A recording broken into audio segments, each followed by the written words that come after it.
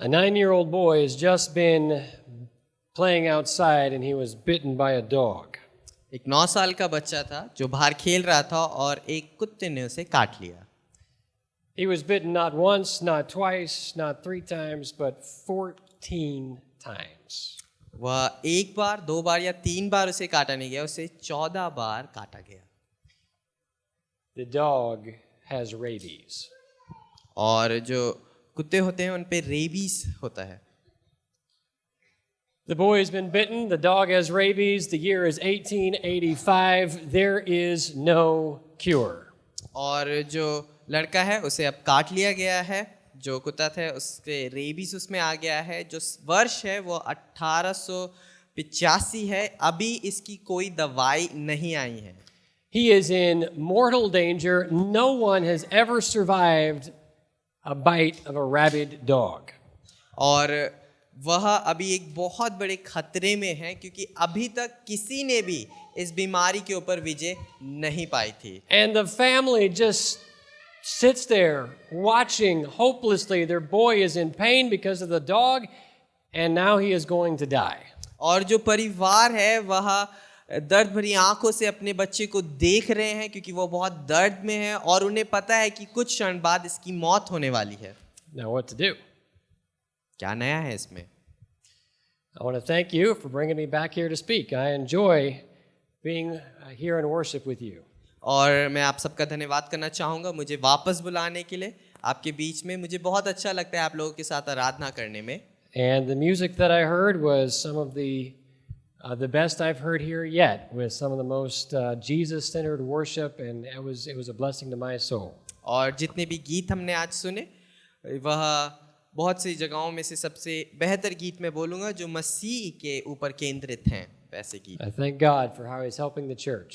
और मैं परमेश्वर का धन्यवाद करना चाहूँगा इस कलीसिया को उठाने के लिए। Now, we've got this boy, he's sick, he's dying, what to do? अब हमारे पास यह लड़का है, यह अब बीमार है, यह मरने वाला है, अब हम क्या करें? Now, someone heard about a medicine that is being developed for rabies, but it's never been tried on humans before. और किसी ने फिर सुना कि एक दवाई जो है वह बनाई जा रही है रेबीज के लिए, परंतु अभी उसका उपयोग मनुष्यों पर नहीं हुआ है। Now, it's worked on dogs. उन्होंने देखा कि हाँ वह जो कुत्ते हैं उन पर वह कार्य करती है, But the doctors are a little suspicious and they say, you should not do this. This is experimental. People's lives could be at stake. Don't take that medicine any further. और अब जो डॉक्टर्स हैं वो कह रहे हैं कि तुम्हें ऐसा नहीं करना चाहिए, लोगों की जान खतरे में हो सकती है इस बात से, तुम इस बात को अभी ही रोक दो। Well, the little boy, his name was Joseph. और यह जो छोटा लड़का है इसका नाम जोसेफ है। For him, for his mother, there was no choice. Either I watch my son die or I take a chance. और उसके लिए और उसकी जो माता है उनके लिए कोई और रास्ता अभी नहीं है, या तो वो अपने बेटे को मरते हुए देख सकती हैं या तो वह इस दवाई को उसे दे सकती हैं। And so she rushed him to the place where they had this new experimental rabies medicine. और फिर वह उसे लेकर दौड़ कर गई उस जगह पर जहां पर यह नई दवाई बन रही थी या मिल रही थी। And there was no guarantee that anything was going to happen. और वहां पर कोई इस बात की पुष्टि नहीं थी कि कुछ होएगा उस दवाई को खाकर। But the doctor started giving him injections, 10 injections. परंतु फिर जो डॉक्टर थे उन्होंने उसे इंजेक्शंस लगाना शुरू किए और 10 इंजेक्शन उसके लगे। I'm sorry, it wasn't 10, it was 12. और 12 injection. He gave him 12 injections every day for 10 days in a row. और उन्होंने उसे 12 इंजेक्शन दिए हर दिन 10 दिनों तक लगातार। And so at the end of this, he's got the multiple bite wounds of 14 dog bites, and he's got 120 different punctures from the needles in his skin. और अब 12वें या 10वें दिन तक उसके शरीर पर अभी 14 काटने के निशान हैं और उसके साथ साथ लगभग 120 छेद हो चुके हैं उसकी शरीर पर जो इंजेक्शन की वजह से। And the family waits for a very, very, long 2 weeks. और जो परिवार है अब वह इंतजार करता है बहुत लंबे लंबे 2 सप्ताहों के लिए। But at the end of a whole month, Joseph is going to make it. और परंतु अब 1 महीना खत्म होने तक बात ऐसी थी कि जो जोसेफ था वह शायद बच जाए। He would walk again, he would run again, he would play outside again, and he would get to live the rest of his life because he was spared from a disease that was terminal. और वह अब वापस चल सकता है, वापस दौड़ सकता है, वापस बाहर जाकर खेल सकता है क्योंकि वह उस बीमारी से बचाया गया। Now, what would you think if you were Joseph's mother? तो अब आप अपने आप को उस जगह पर रखें, जोसेफ की माँ की जगह पर रखें और आप अपने आप से पूछें कि मैं इस स्थिति में क्या करता। There is one new medicine, you've just tried it and it works. और वहां पर एक नई दवाई है, आपने उसका अभी प्रयोग किया है और वो कार्य करती है। There was a 100% chance of death with rabies up to that moment. और वहां पर 100 यही बात थी कि उस रेबीज की वजह से उसकी मृत्यु होती, अभी तक ऐसा हुआ है। But now Joseph and his mother and his family had found a way around death, and there is a story to tell. There is news to be shared. और परंतु अब जो जोसेफ है उसका परिवार है, उनके पास उनको एक रास्ता मिल गया है रेबीज से बचने का, और उनके पास एक कहानी, उनके पास एक समाचार है, सुसमाचार है सुनाने को लोगों के पास। Well, in the frame of mind where Joseph's family was is similar to the frame of mind where we will find the disciples. और एक ऐसी ही कहानी हम देखते हैं जो जोसेफ की मिलती जुलती है, वह है हमारे चेलों के बीच में हम उसको पाते हैं। We're going to find the disciples. So open your Bibles to John chapter 20. और अब हम अपने बाइबल्स को खोलेंगे, हम इस कहानी को बाइबल में देखेंगे। आप मेरे साथ यूहन्ना उसका 20वां अध्याय खोजें, Verse 19. उसकी 19वीं आयत।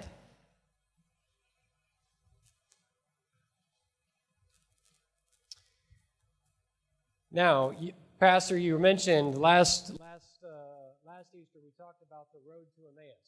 और जैसे पास्टर जी ने बताया कि पिछले ईस्टर हमने इस बारे में बात की थी कि 2 लोग जो उस रास्ते पर थे। Well, they came back to Jerusalem and they came and talked with the rest of the disciples, and I believe they're here in this room together. और फिर वो वापस यरूशलेम आए और उन्होंने चेलों से बातचीत करी, और मैं इस बात पर विश्वास करता हूँ कि अभी जो हम पढ़ने जा रहे हैं वह 2 लोग भी उपस्थित हैं इस कमरे में जहाँ ये बातचीत हो रही And है। so verse 19, that same day at evening, being the first day of the week, the doors were shut, the disciples were assembled for fear of the Jews. और 19वीं आयत, उसी दिन जो सप्ताह का पहला दिन था, संध्या के समय वहाँ के द्वार जहाँ चेले थे यहूदियों के डर से मारे बंद थे। And Jesus came and stood in the midst and said, "Peace be to you." तब यीशु आया और बीच में खड़ा होकर उनसे कहा, तुम्हें शांति मिले। Now there's a little bit of a mischievous side to me. और मैं देख रहा हूँ यहाँ पर एक थोड़ी सी नटखट सी एक बात को। You're alone in a room that's locked, and all of a sudden, Jesus appears. और वह यह है कि आप अकेले हैं कमरे में जो बंद है और एकदम से यीशु प्रकट हो जाए। Exactly. And Jesus says, "Peace." और यीशु कहता है तुम्हें शांति मिले।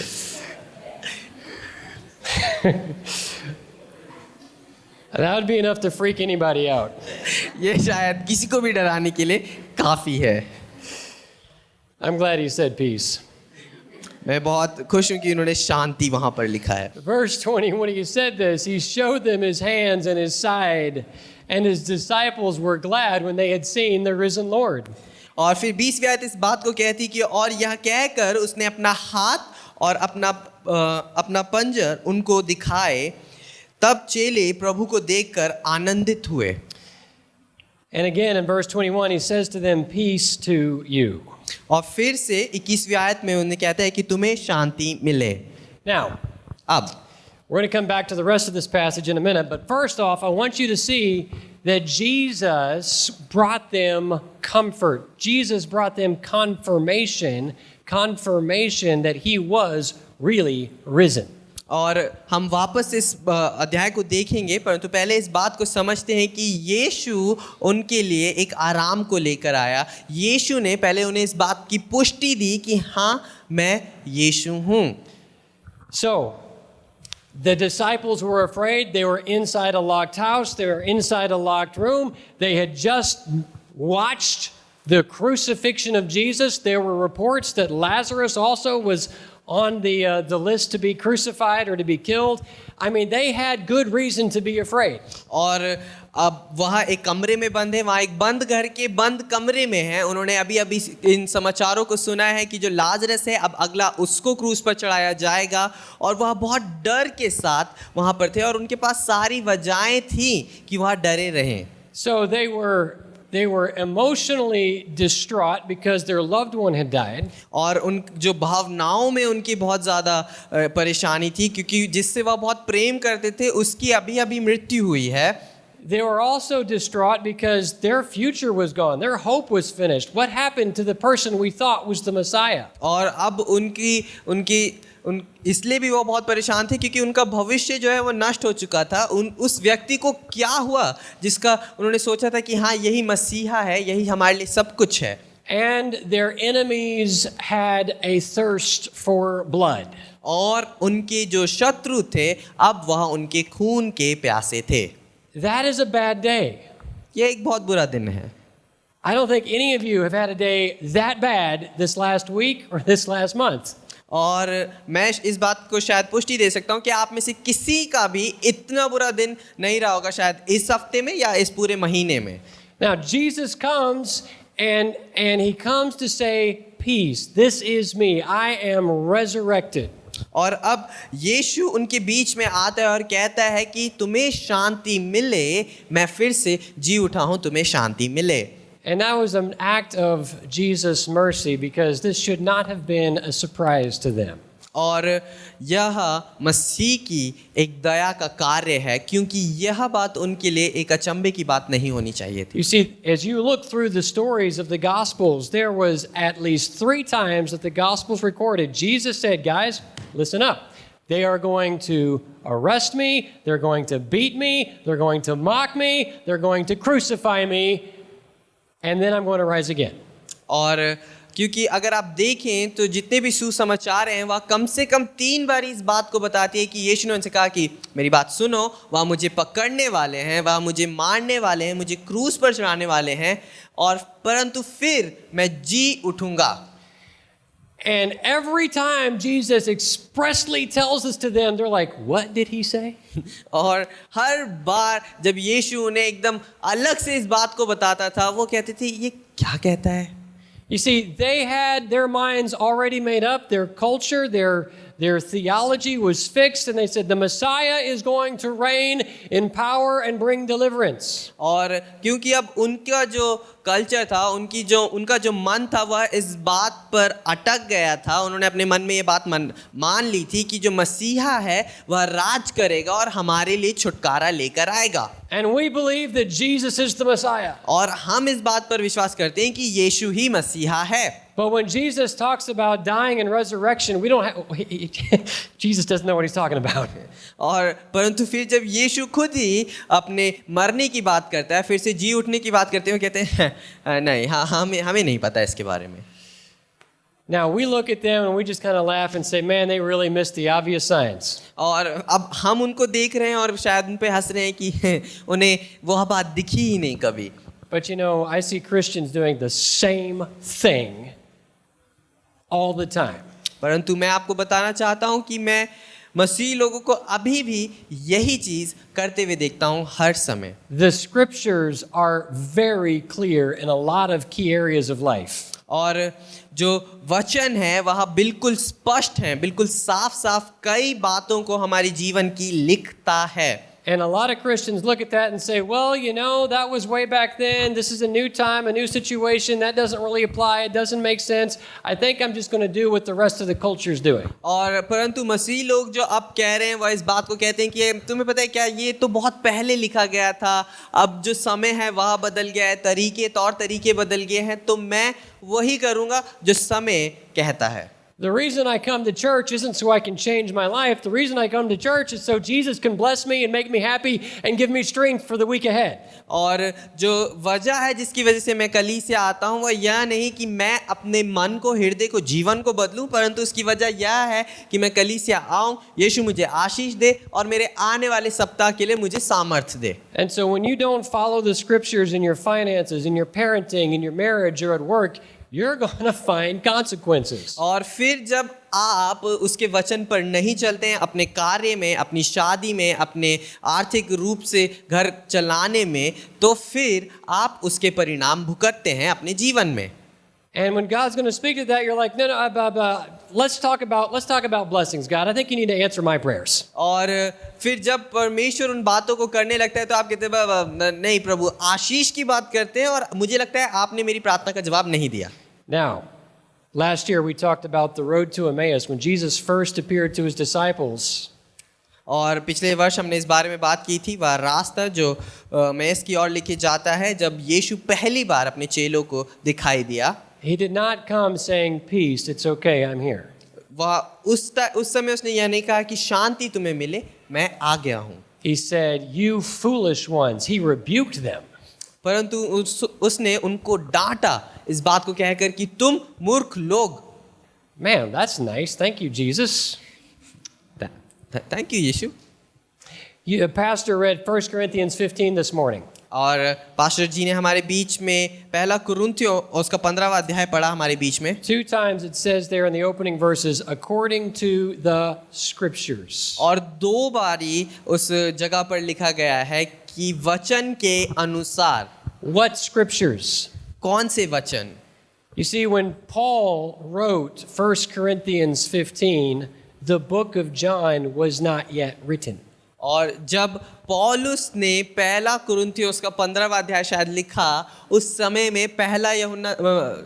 में यूहन्ना की किताब लिखी भी नहीं गई थी. Christ died for our sins and was buried according to what scriptures? यीशु हमारे पापों के लिए मरा और फिर गाड़ा गया कौन से वचनों के अनुसार? The Old Testament scriptures. वह थे पुराने नियम के वचन.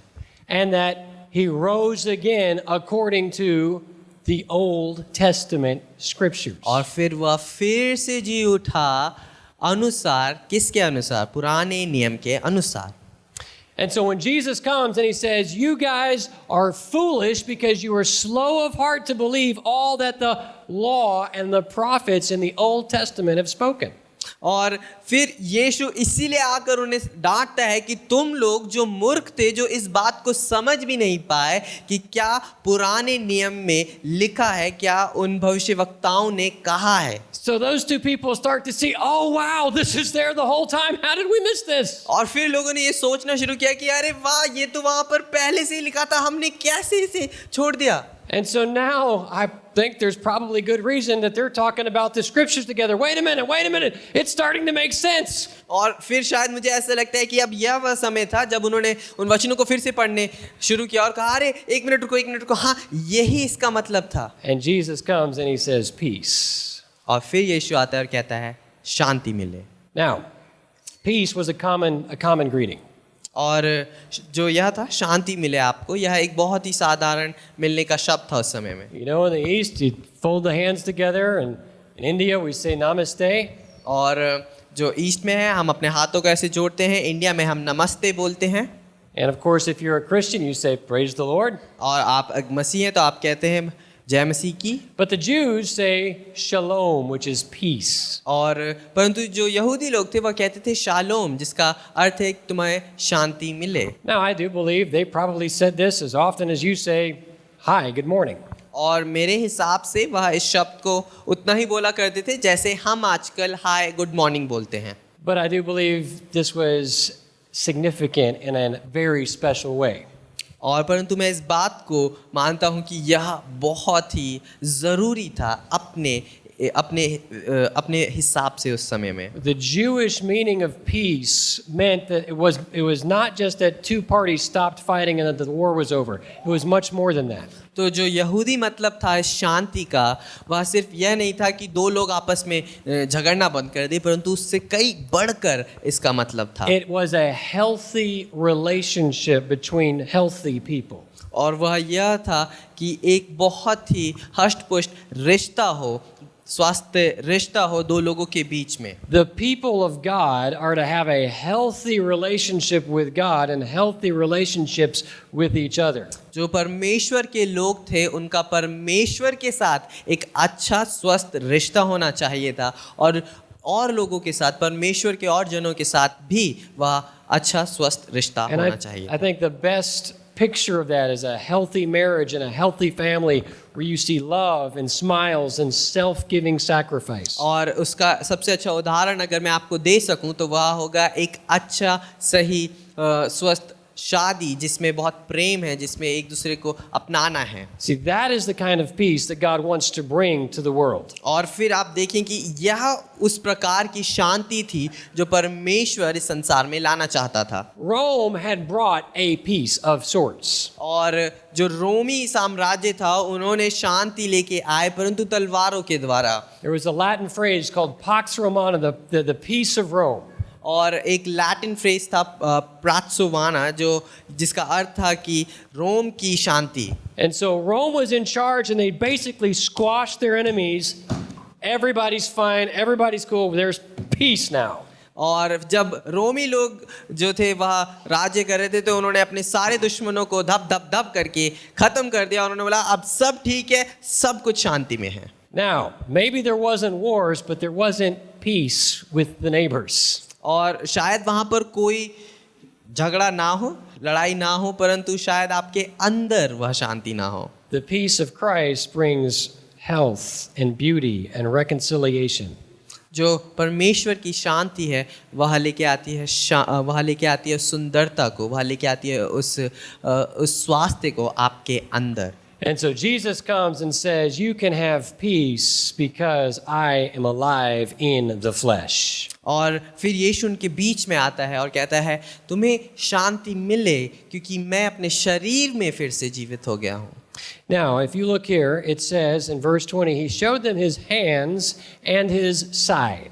और अगर आप वचन को देखिए फिर से तो वहाँ पर लिखा है कि उसने उन्हें अपने हाथ को दिखाया पहले और फिर अपने बगल में यहाँ पर जो जगह होती है उसको दिखाया। Now, when somebody was crucified, that was enough. They always died. It was 100% success rate. They died and they was there. There was no reason to further injure the crucified. और जब अब यह इस प्रकार से बात है कि जब कोई क्रूस की मृत्यु सहता था तो उसकी 100% पुष्टि थी कि वो मरेगा ही मरेगा, इसमें ऐसा कोई खोट नहीं था उस दंड में, और आपको और दर्द देने की ज़रूरत नहीं थी किसी को अगर वह क्रूस पर चढ़ाया गया है तो। But you know, Jesus died faster than anybody was normally used to dying, and so they had to ensure that he was dead, and they stabbed him in the side with a spear. That was not normal. और परंतु अगर आपको पता हो तो यीशु जो है वह एक साधारण मनुष्य से ज़्यादा जल्दी उस क्रूस पर मर गया था, इसीलिए उन लोगों ने वहाँ पर जो थे उन्होंने उसको एक भाले से यहाँ पर छेदा था कि चेक करने के लिए कि यह सचमुच में मरा है कि नहीं।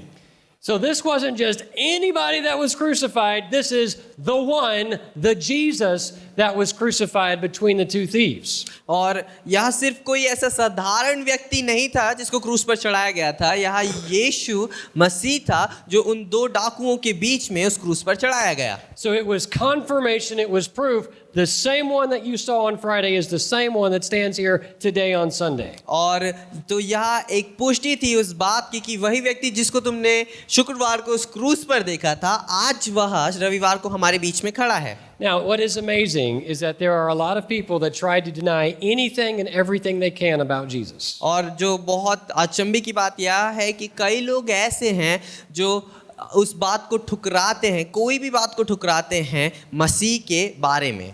Some people try to deny that Jesus actually rose from the dead. कई लोग इस बात को मना करते हैं कि हाँ शायद क्या यीशु फिर से उस क्रूस फिर से मृतकों में से जी उठा. And I can understand why you would want to do that. और मैं इस बात को समझ सकता हूँ कि क्यों आप ऐसा करना चाहेंगे. And some people say, well, these resurrection appearances are pretty convincing. Maybe he didn't rise from the dead because maybe he never died in the first place. और कई लोग इस बात को कहते हैं कि यह मर के फिर जी उठने की बातें बहुत सही हैं, तो शायद वह मर के इसलिए जी उठा क्योंकि वो शायद कभी मरा ही नहीं. And that is just about as absurd as believing that he did not rise again. और यह उतना ही भयानक है, उतना ही झूठ है जितना उस बात को मानना कि वो कभी मरा ही नहीं या वह कभी जी ही नहीं उठा. And other people still to this day say, well, maybe Jesus never even existed. और कई लोग आज तक इस बात पर विश्वास करते हैं या कहते हैं कि शायद यीशु कभी इस संसार में आया ही नहीं था. Any of those denials is the devil's handiwork to try to distract and to deny that Jesus Christ is alive and well in the flesh today. तो यह सारी उस शत्रु की तरकीबें हैं, कोशिशें हैं कि हम में से कई लोग इस बात पर विश्वास करें कि यीशु मसीह, इस बात पर विश्वास ना करें कि यीशु मसीह अभी भी जीवित है, अपने उस शरीर में भी जीवित है. Now, in your Bible, you have 4 Gospels. We just read part of one. और आपकी बाइबल में वहाँ पर 4 सुसमाचार की किताबें, हमने उनमें से सिर्फ एक को अभी पढ़ा. These are written historical eyewitness accounts. और यह जो हैं वह लिखी गई ऐतिहासिक रूप से आंखों देखी घटनाएं हैं. Itihasic. Everybody say itihasic. सब कहें ऐतिहासिक. Thank you. Good. This is not mythology. This is not spirituality. This is history. और यह जो है कोई मनगढ़ंत कहानी नहीं है, यह जो है कोई आत्मिक बात नहीं है, परंतु यह इतिहास है. And so it's got times and places and people and events and languages that can all be researched and verified. और तो इसीलिए इसमें समय लिखा गया है, इसमें जगहें लिखी गई हैं, इसमें लोगों के बारे में लिखा गया है, इसमें भाषाओं के बारे में लिखा गया है. वह सारी बातें जिनको आप जाकर फिर से देख सकते हैं और पुष्टि कर सकते हैं कि वह थी. And when the historians and the scholars and the archaeologists start digging, the more they dig, the more they find the Bible has it right. It's a historical account. और जितना फिर यह जो इतिहास पढ़ने वाले लोग हैं या इसको ढूंढते हैं और ज़्यादा इसमें गहरी बातों को देखते हैं, तो वह इस बात को पाते हैं कि जो बाइबल है वह सचमुच में सही है और उन सब बातों की वह पुष्टि कर पाते हैं.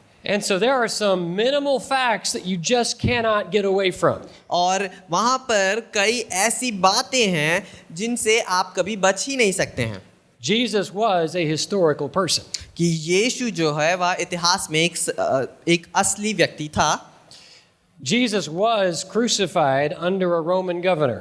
और यीशु जो है एक रोमी साम्राज्य के अंदर उसकी क्रूस पर मृत्यु हुई थी.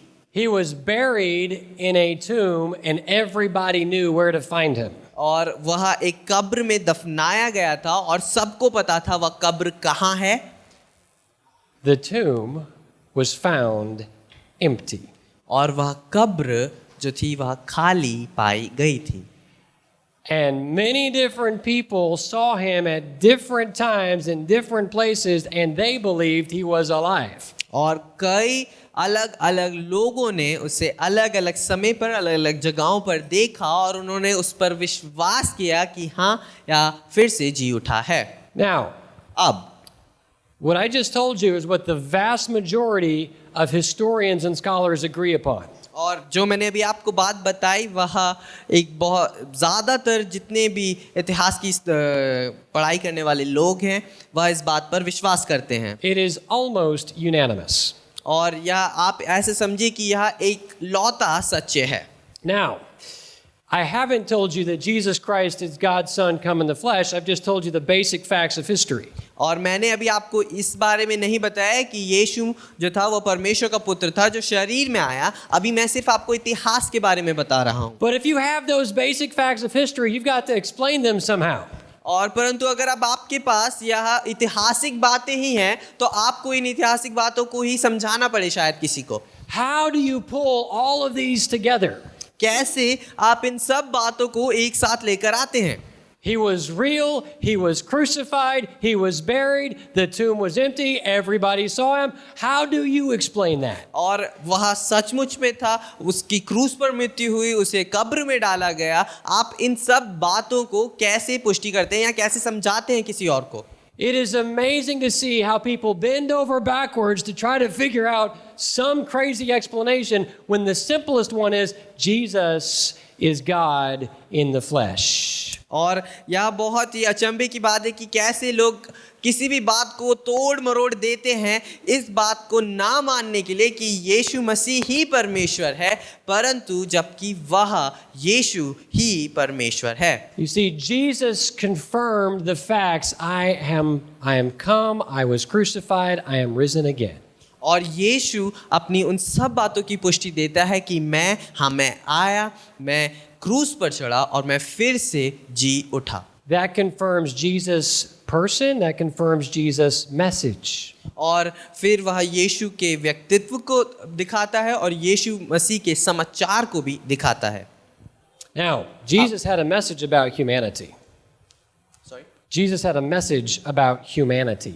और फिर यीशु के पास एक समाचार था पूरी मानवता के लिए। Jesus had an indictment against humanity.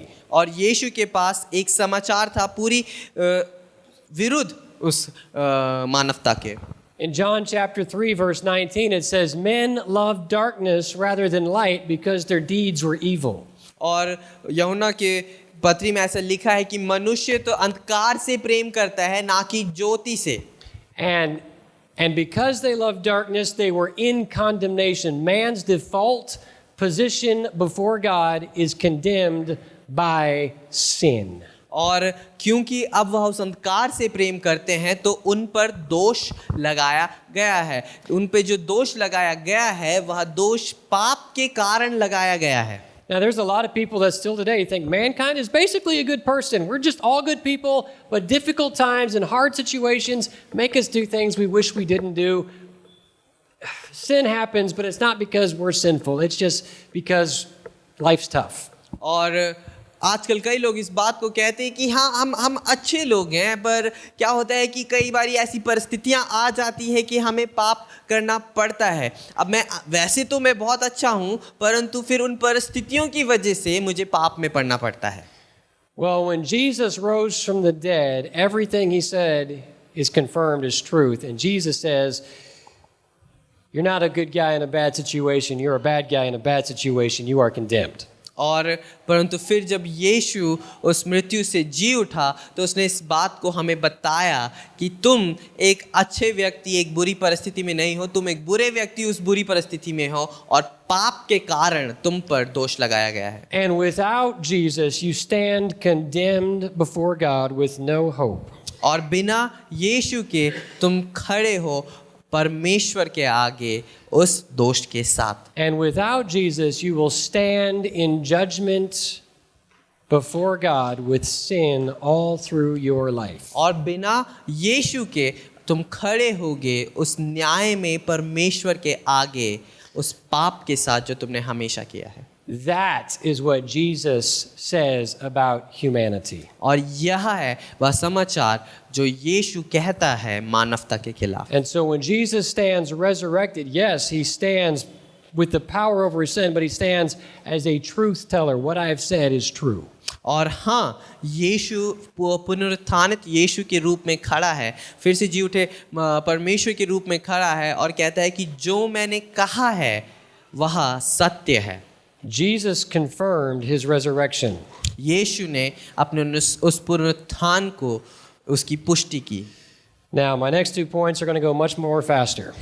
और मेरे जो आने वाले पॉइंट्स हैं वो शायद बहुत जल्दी जाएं। Jesus promised the comfort of the Holy Spirit. और यीशु ने हमें इस बात की संतावना दी कि पवित्र आत्मा हमें आराम पहुंचाएगी। So in verse 21, he says, "Peace to you, as the Father has sent me, so send I you." और वचन 21. 21 में इस बात को वह कहता है कि यीशु ने फिर उनसे कहा तुम्हें शांति मिले कि पिता ने मुझे भेजा वैसी मैं तुम्हें भेजता हूँ। In 22, he says, he breathed on them and he said, receive the Holy Spirit. और यह कहकर उसने उन पर फूंका और उनसे कहा पवित्र आत्मा लो। Now, I don't know about you, but when somebody breathes on me, I get a little uncomfortable. मैं अब आपके बारे में मैं नहीं जानता, पर अगर कोई मेरे ऊपर फूंके तो मुझे थोड़ी अटकपी सी होती है। When we go and stand in line at the potluck, if you get back behind me and I can feel you, it is not going to be a good feeling. और अगर अभी हम पॉटलक की line में खड़े होंगे और मैं आपके पीछे जाकर ऐसे करूँगा आपके, तो आपको शायद अच्छा ना लगे। I have good reason to believe this would have been a different experience. और मेरे पास एक बहुत अच्छा इस बात पर विश्वास है कि हाँ ये कुछ अलग अनुभव रहा होगा। But Jesus was a prophet, and I believe he was making a prophetic demonstration of something he wanted to share with his disciples. और मैं इस बात पर विश्वास करता हूँ कि यीशु जो था वह एक भविष्यवक्ता भी था, तो यहाँ पर वह एक भविष्यवाणी कर रहा है अपने चेलों के लिए, जिसका चिन्ह उन्हें बाद में देखने को मिले। Receive the Holy Spirit. पवित्र आत्मा को अपना लो। Now, I think there were two things that happened. I think there was a taste of the Spirit that they received in that moment. और वहाँ पर दो चीज़ें शायद हुई। वहाँ पर पहली चीज़ कि उन्होंने उस आत्मा को चखा हो शायद उस क्षण में। But I also know from the other scriptures that Jesus was giving them directions that there was a full blessing of the fullness of the Spirit he wanted them to receive. और दूसरी बात जो मैं समझता हूँ वह यह है कि उन्हें उस क्षण में उस संपूर्ण आशीष जो पवित्र आत्मा के द्वारा आएगी उसको अनुभव करने का मौका मिला। In John 14, he says, it's to your advantage that I go away, because if I go, I will send another, the Comforter. और वह यूहन्ना में ही आगे इस बात को लिखा गया है कि यह तुम्हारे लिए भला है कि मैं जाऊं, क्योंकि जब मैं जाऊंगा तो मैं तुम्हारे लिए एक सहायक भेजूंगा जो तुम्हें शांति देगा। In Luke 24, Jesus said, wait in the city of Jerusalem until you receive the promise of the Father. और लूका उसका 24 में ऐसा लिखा है कि रुको यरूशलेम के शहर में तुम थमे रहना जब तक परमेश्वर पिता की जो वाचा है वह तुम्हारे लिए संपूर्ण नहीं होती। Now, in the crucifixion, the penalty for sin was paid.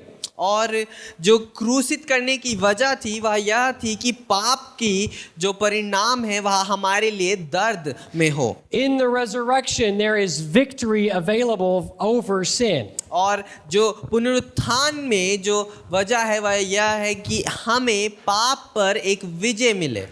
But even at the resurrection, Jesus is pointing forward to Pentecost, saying, I want you to be filled with the full life of God. और उस पुनरुत्थान में भी यीशु इस बात को कहता है, उस बात की भविष्यवाणी करता है कि मैं चाहता हूं तुम उस पेंतिकुस्त के दिन की तैयारी करो जब तुम संपूर्णता से उस सहायक को अपना सको। When you are filled with the Holy Spirit, the fellowship with God is complete and whole. जब आप पवित्र आत्मा से भर जाएंगे तो जो आपकी सहभागिता होगी परमेश्वर के साथ वह और गहरी और मजबूत होगी। And so because of the resurrection, we have the promise that it will happen. और इस पुनरुत्थान की वजह से हमारे पास यह वाचा है कि हाँ यह होने वाला है।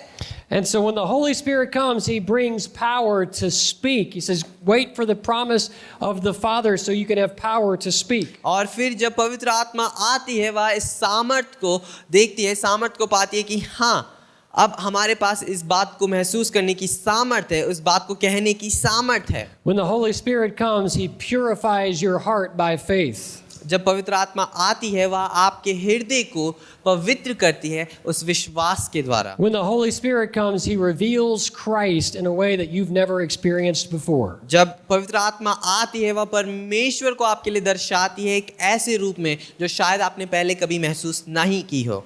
And so Jesus comes in his resurrection saying, this is good and more is coming. और फिर यीशु अपने उस पुनरुत्थानित शरीर में आता है और कहते हैं कि हाँ यह तो अच्छा है परंतु इससे भी उत्तम अभी आता है। So Jesus came and he brought confirmation of the resurrection. तो यीशु आया और उसने अपने उस पुनरुत्थान का पुष्टि हमें दी। Jesus came and he brought the comfort of the Holy Spirit. यीशु आया और उसने उस पवित्र आत्मा का आराम हमें दिया। And thirdly, when Jesus came, he brought the commission to reach the world. और तीसरी जो बात है वह यह है कि जब पवित्र आत्मा आए तो हमें और संसार तक पहुंचने की एक मन मिला। So he's already said, as the Father sent me, so send I you. और उसने अभी पहले ही कह दिया है कि पिता ने मुझे भेजा है और मैं तुम्हें भेजता हूँ। And verse 23, और 23वीं आयत, if you forgive the sins of any, they are forgiven them. If you retain the sins of any, they are retained. कि जिनके पाप तुम क्षमा करो वे उनके लिए क्षमा किए जाएंगे, क्षमा किए गए हैं, जिनके तुम रखो वे रखे गए हैं। And I would like you to come also to Luke 24:46. और मैं चाहूँगा आप मेरे साथ आएं लूका उसका 24 और उसकी लूक 46. उसकी 46वीं आयत। He said to them, thus it is written, and thus it was necessary for the Christ to suffer, to rise from the dead the third day, that repentance and remission of sins should be preached in his name to all nations, beginning at Jerusalem, and you are witnesses of these things. लूका 24 उसका 46 और 47वीं आयत, और उसने उनसे कहा, यो लिखा है कि मसीह दुख उठाएगा और तीसरे दिन मरे हुओं में से जी उठेगा, और यरूशलेम से लेकर अब जातियों में मन फिराव का और पापों की क्षमा का प्रचार उसी के नाम से किया जाएगा। So, this whole issue that Jesus is bringing back to our mind is the issue of sin. और जो पूरी बात जो यीशु फिर से हमारे मनों में जागरूक करता है, लेकर आता है, वह है पाप की। Now, he has already made his opinion about humanity known, condemned before God under sin. और अभी उसने इस बात को हमारे बीच में पहले ही कह दिया है कि तुम्हारे ऊपर दोष लगाया गया है परमेश्वर के सम्मुख पाप के कारण। But because of the resurrection, now there is an antidote. परंतु अब क्योंकि मैं फिर से जी उठा हूँ, हमारे पास एक दवाई है उस बात की। We talked about John 3 earlier. हमने यूहन्ना 3 के बारे में पहले बात की। And John 3, Jesus said, just as Moses lifted up the serpent in the wilderness, so also must I be lifted up. और जो यूहन्ना 3 में यीशु ने इस बात को कहा है कि वैसे ही जैसे मूसा ने उस सांप को उस लाठी पर उठाया था उस जंगल के बीच में, मैं भी ऐसे ही उठाया जाऊंगा। Now that was a symbol that you recognize even to this day. और वह एक ऐसा चिन्ह है जिसको आज तक आप पहचानते हैं। You know, when you drive down the road and you see a big van with lights flashing and a siren going, woo, woo, woo, you see a symbol on that van. और जब आप शायद जाएं कभी रास्ते पर और आप देखें एक बड़ी सी वैन को जिसमें बहुत लाइट लगी है और उसमें एक सायरन बज रहा हो वू वू वू करके, तो आप उस पे एक चिन्ह भी देखें। It's a snake on a stick. वहाँ है एक सांप जो एक लाठी पर लिपटा हुआ है। Now the story behind that is, it's a big surprise, Old Testament story. और फिर उसके पीछे की जो कहानी है आपके लिए बहुत बड़ा सरप्राइज है, वह पुराने नियम की एक कहानी है। The people were in rebellion against God. Their sin was very evident. और फिर वह यह है कि जब उसके लोग परमेश्वर के खिलाफ परमेश्वर के विरुद्ध पाप कर रहे थे और उनके पाप बिल्कुल दिख रहे थे। They argued with God, they grumbled against God, they rejected God's leaders. और उन्होंने परमेश्वर के विरुद्ध वह परमेश्वर से लड़ाई कर रहे थे, वह परमेश्वर की बात को मान नहीं रहे थे, वह उसके अगुवाई की बात को नहीं मान रहे थे। And so God just set loose a bunch of vipers on him. और फिर परमेश्वर ने थोड़े से सांप उनके आसपास भेज दिए। Now when you think about getting bit by this viper, you think about rabies. It's terminal. You're going to die. और अब आप अगर सांप आपको काटेगा तो आपको शायद रेबीज नहीं होगा। And you just start watching your loved ones die and these snakes are running around. You're trying to kill snakes. You're trying to mourn for your life. It's bad. It's awful. और अभी यहाँ पर क्या हो रहा है कि आप सांप की काटने की वजह से आपका आप जिससे प्रेम करते थे वह व्यक्ति मर रहा है, परंतु अभी और सांप भी हैं, उनको मारना है, परंतु आपको दुख भी मनाना है। तो यह एक बहुत बुरी स्थिति थी उनके लिए। There is no magic. There is no medicine. There is no cure. It's a bad situation. वहाँ पर ना कोई जादू है, ना कोई टोना है, ना ही हमारे पास कोई इलाज है इसका। यह एक बहुत बुरी स्थिति थी। And God tells Moses, make a snake on a stick and let people look at that and they can find healing salvation. और परमेश्वर मूसा को बताता है कि एक चिन्ह बना, एक लकड़ी पर सांप लिपटा हुआ चिन्ह बना, और जो कोई उसे देखेगा वह चंगाई पाएगा। Now, why he chose a snake, I don't know, but that's God's choice. And you and I need to honor God's choice. और क्यों उसने वहाँ पर सांप को चुना यह मुझे नहीं पता है, वह परमेश्वर की एक चुनाव है, और आपको और मुझे परमेश्वर की इस चुनाव का आदर करना है।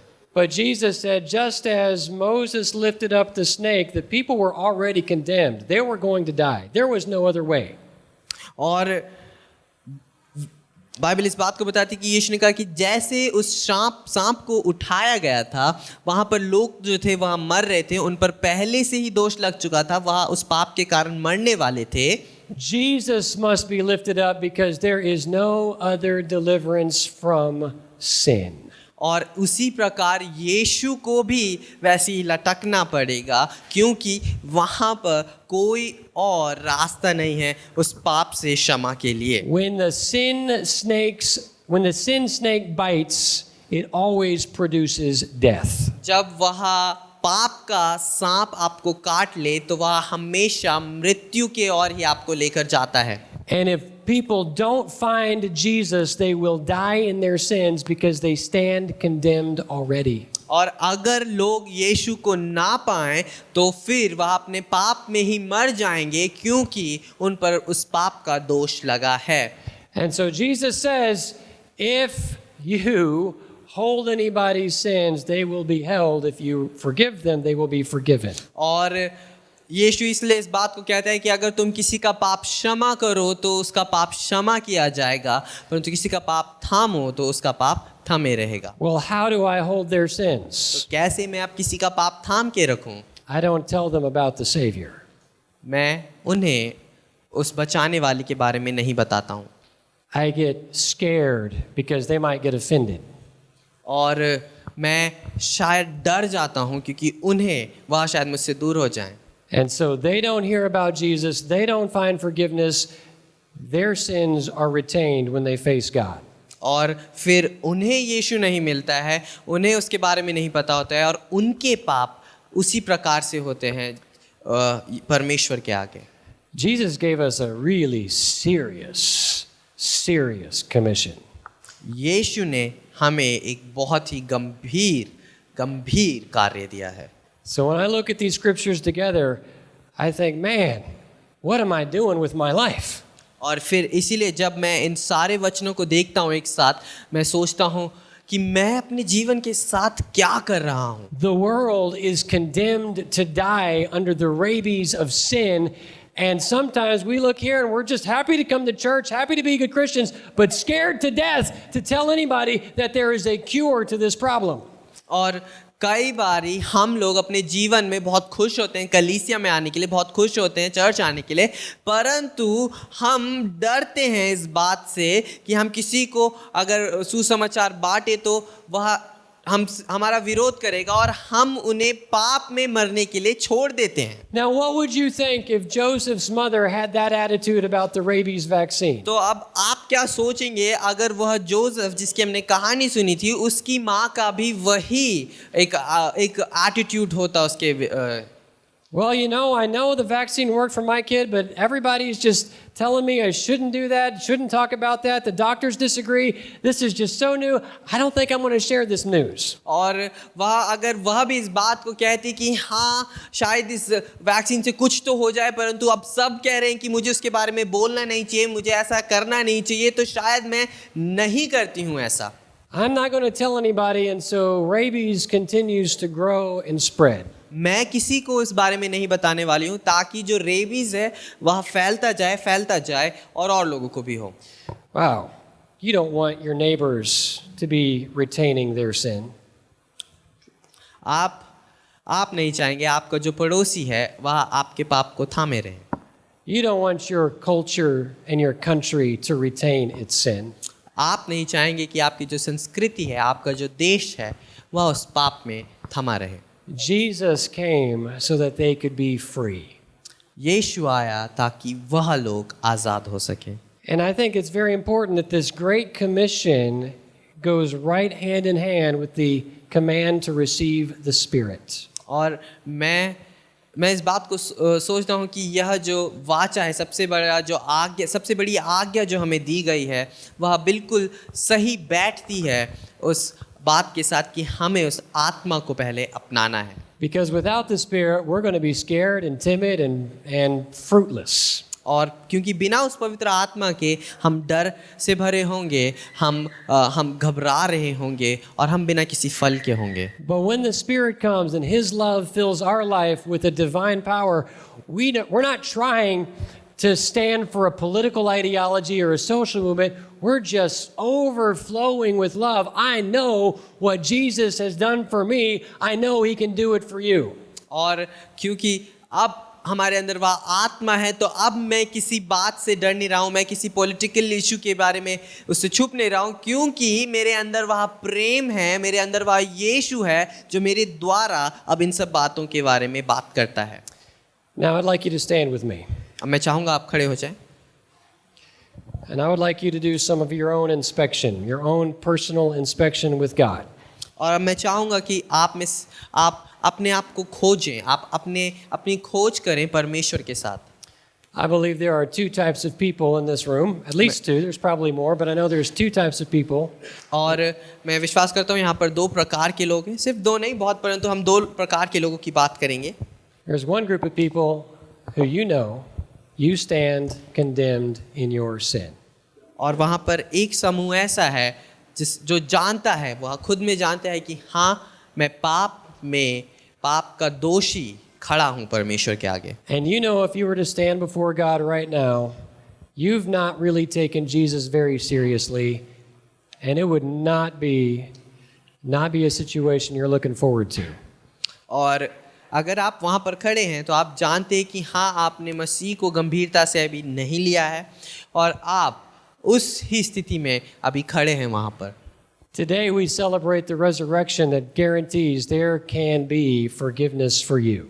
और आज के दिन हम उस पुनरुत्थान को मनाते हैं और मैं इस बात की पुष्टि दे सकता हूँ आपको कि आपके लिए आज के दिन माफ़ी है। There's another group of people here today. और वहाँ पर एक और समूह है आज के दिन। Yes, you know Jesus. You know the forgiveness. हाँ, आप मसीह को जानते हैं, हाँ, आप उस माफ़ी को जानते हैं। But you know there is something more that He's calling you to. और परंतु आप जानते हैं कि वहाँ पर कुछ और है उससे बढ़कर जिसके लिए वह आपको बुलाता है। When it comes to being a witness and to sharing Christ, your first response is fear, uncertainty. Maybe not today, maybe I just don't know, I'm scared. और जब वह इस बारे में आता है कि हाँ, आप परमेश्वर का वचन बांटें, उसके वचन को फैलाएं, तो आपके अंदर वह डर होता है कि आप कहते हैं शायद नहीं, आज नहीं, शायद किसी और दिन, किसी और समय। Maybe you just want Jesus to bless your life, but you really want to do your own life with God's blessing. You don't really want to commit fully to following God. और शायद आप इस बात के लिए कह रहे हैं कि हाँ, यीशु तो मेरे जीवन पर आशीष कर, परंतु आप उस आशीष का उपयोग उसके लिए नहीं, परंतु अपने लिए करना चाहते हैं। आप संपूर्ण रूप से अपने आप को नहीं देना चाहते हैं उसके लिए। And the word to you is receive the Holy Spirit. आपके लिए जो वचन है वह यह है कि उस पवित्र आत्मा को अपना लो। Let God's divine life fill you with divine love so that you have a reason to speak. परमेश्वर के उस अलौकिक प्रेम को अपने अंदर भरने दें ताकि उसका वचन आपसे बातचीत करे। I want to ask Brother Pankaj to come and to close us in prayer. और पास्टर पंकज आकर हमें प्रार्थना में लेकर चलेंगे।